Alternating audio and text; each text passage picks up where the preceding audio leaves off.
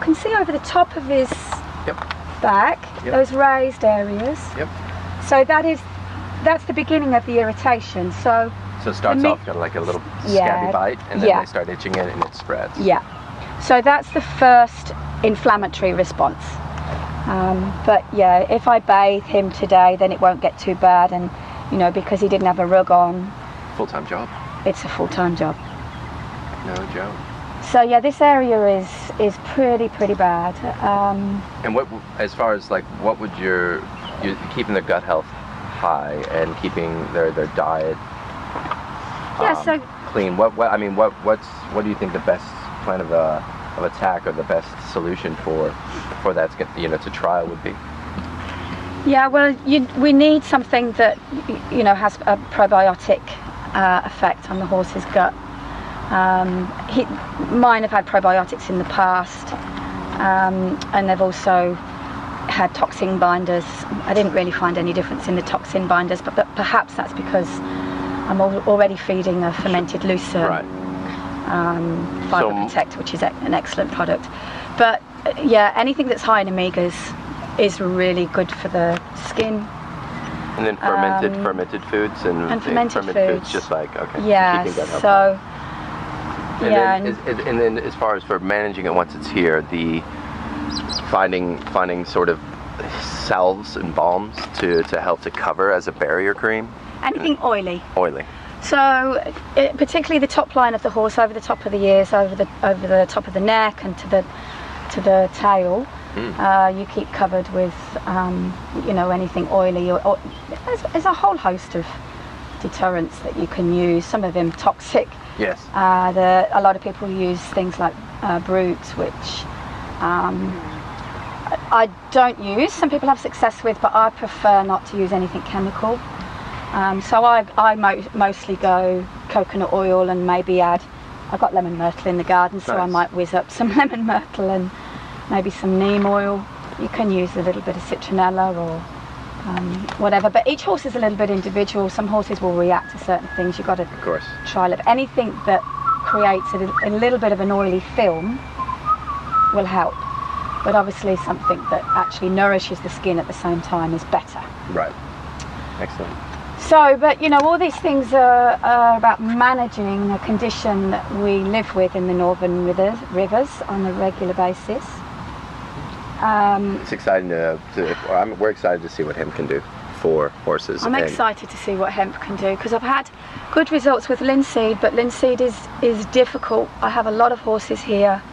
For maximum absorption, you really need to be grinding your linseeds, and that's quite a trip for 8 horses. Yeah, right. And the shelf life for linseed is not so good. And of course, we've got the added benefits with hemp, with the GLA and. Yeah. So yeah, that's great, and it's got that balanced amino acid profile, which is fantastic. And who knows what else it's going to do inside of the horse. Yeah, because the other thing that we have here is we commonly have soils that are deficient in zinc and copper in this area. So we've got to get a lot of bleaching in the horses' coats due to that copper deficiency. And zinc and copper is essential for the horse's immune system, for hoof health, and for skin health. And it's something I really struggle with. We're in a really wet area, and every morning we get mist. So I get a lot of bacterial infections, a lot of fungal infections, a lot of rain scald. Right. It's like, actually somebody posted the other day on Facebook, because after this lady had said that she was moving her horse out west. She came up from Victoria, she's been here for a year, and she's like, oh my God, why did I move here? Yeah. And somebody said, yeah, this is no place for horses. And I came here from England, and within a year I thought, what have I done? Right, that really difficult, that much of a challenge. It's insane. I've worked with horses all my life. Yeah. I've been with horses, worked with horses since I was 16. And I've never experienced anything so challenging as this area of the world. I've worked in Belgium, I've worked all over England, I've worked in New Zealand. Yeah, it's just... this place gives life to a lot of things. To a lot of infections. Well, those things as well, right? The humidity and the... It's the humidity. So the thing is that if they get a bacterial or a fungal infection in these conditions, it just spreads like crazy. Sure. So trying to keep on top of that. Having a bedding as well, that like in having bedding that's antibacterial, because antimicrobial. their respiratory health is also really, really important for performance horses. Right. Their respiratory health is essential for performance and for recovery rates. Of course. And so, when you're stabling, you've got to have a dust-free bedding. I actually, a few years ago, I actually completely cleared my stables and got rubber matting down. Yep. Because of that reason, because I couldn't keep the mold down. No. So we're excited to see how hemp works in the Northern Rivers in such a high mildew and mold environment. But it is anti-mold, antifungal, it's antibacterial, which is great. And then the bronchodilation. Yeah, because I have two horses here that their breathing is not brilliant. No, they really do react a little bit with this environment. Yeah. And what Even about though colic? he was bred here. What about colic? Do you run into that? Well, this mare here has had 3 bouts of colic. She's quite new. Yep. Now I've got on top of her gut health, we're okay. Yes. But I have to be really careful with her. Oh, you do have to be careful with all horses. You have to introduce all feed over a period of sort of 10 days to 2 weeks in some instances. But they have specific gut flora. So what that basically means is that the enzymes that break down their food are specific to the food that you're giving. Of course. So whatever you introduce, you have to introduce over a long period of time. Right. And horses are meant to eat fibre.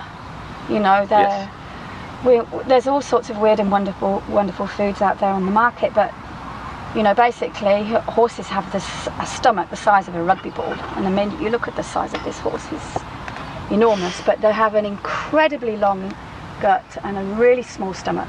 So they're meant to eat fibre, and they're meant to eat small amounts continually.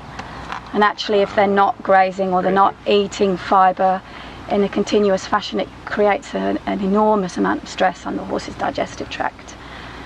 And they're prone to ulcers, and they're prone to colic.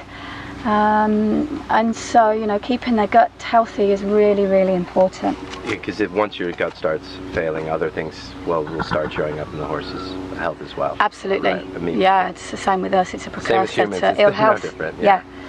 So I try to feed fibre all the way, all my life really. Even, I've worked with horses, performance horses and 4-star horses in eventing in the UK, and we've always really fed fibre and oats, because oats is traditionally the most digestible grain.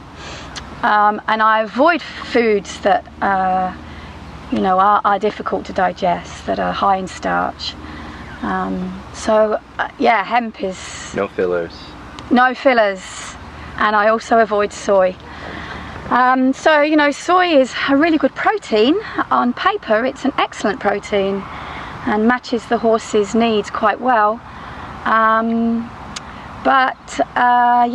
For me, it's a no-go simply because of how it's processed. Yes.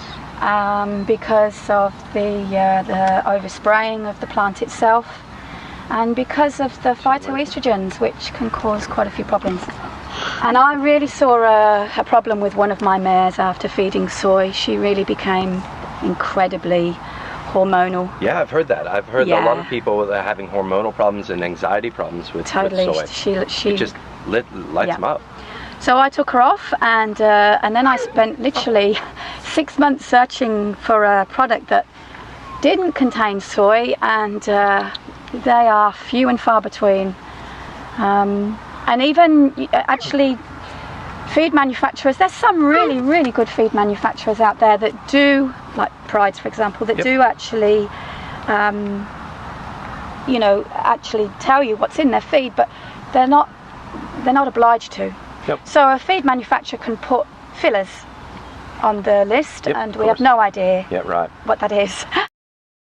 So these horses are now all itchy because we've got midges around right now at dusk and dawn. So during the day I'm able to take the rugs off, but when they're really, really bad, like Fly is here with Queensland itch, sometimes they have to be covered 24/7. And obviously the problem with that is on a hot day like this, she gets overheated and then the heat exasperates the condition. But so she has to be covered fully. My horses, I always bring them in just way before dusk and they stay in till dark in the stables. But it's just crazy. They need bathing, you know, once or twice a week, lotions. This rug has permethrin actually in the lining. It's called a wild horse rug, which deters the midges. But you can see that she's already, you know, she's still really itchy all over her face. So I'll take her rug off and you can see how bad she is. Well, it'd be good to get see how this helps as well, if it helps. We've also got the balms as well. Yeah. So at present, what I'm using is a combination of bathing, covering, and that, you know, any oil basically, usually coconut oil with neem. So big. He's like, you're a beautiful one. Quite a few different potions. Right. And what is any? It's just a matter of just trying to do what you can, and you're not actually. It is because you know, they're here, and in this area we have them all year round. Actually, the midges. It's the, you know, like it's the running from Coffs Harbour right the way up to Darwin along the coastal fringe. We're just riddled with them. The Colocoidis midge. And nothing and nothing has really had. There is no product in the market yet that you've been able to identify that has the kind of effect that you need. Obviously, there's lots of products that will help, but there's nothing that actually eradicates it. So basically, what you have to do is try to manage them as much as possible. Try to keep them off, you know, sugar. Keep them on a natural diet. Okay. Certain things to avoid, but basically, you just have to keep them out of the way of the midges. Trap like they do with fruit flies? Yeah, what about getting rid of them? No. The reason that I stable is that the midges won't go under roofs, so, you know, in stables they're okay. This Fernando wanted to come in. So you'll see they concentrate over the top line of the horse and along. You'll see where she's got any bald patches where she's been biting. It is the saliva that causes the irritation. And it's an allergy, so it's an inflammatory response. I see. So because it's an inflammatory response, obviously looking after the gut is really important. Yes. So yeah, basically that's been my first line of defence, to try and keep the gut as balanced as possible and to, you know, basically keep them covered, bathe them as often as possible. But you know, where she isn't covered, you can see how badly it is, and if, you know, horses that are not cared for, they will have great big open sores. They will literally scratch themselves till they bleed. Yeah, right. It's really distressing. And it becomes a bit systemic, you know, they become Once it starts, it just keeps going. Yeah, they get quite irritated and they can get a little difficult to ride at certain times of day. Some horses, when they get it really bad, a friend of mine, she's just moved a horse out west because she just couldn't, the horse just couldn't cope with it no matter what she did. And she's a really good horsewoman, you know. Yep. She knows how to take care of her horses and she knows how to feed. So, you know, devastating. That's devastating for somebody who's you care that much about your animal. Well, this horse, Fernando, I bred him and I had to sell his mother. His mum was big, she was a big girl, 17'2", state stud book, Hanoverian mare, beautiful mare. And sold her to Kyogle because despite everything that I did, she still was really uncomfortable. Yes. And because she was so big, fly, she would wreck the joint. You're right. She literally just bang up against the fences trying to itch and and out of frustration and right. So Fernando, the night before last, completely wrecked his rug. Fernando. Yeah. So this is the thing, you know, I actually spend on this horse, because he's a bit of a thug, so I probably get through about 3 or 4 cotton sheets every year. Right. So each cotton sheet is between $120 and $200. Right. So he costs me alone yeah, right. about $600 a year. Just on that. Just on the rugs. Yeah, just on the rugs, right.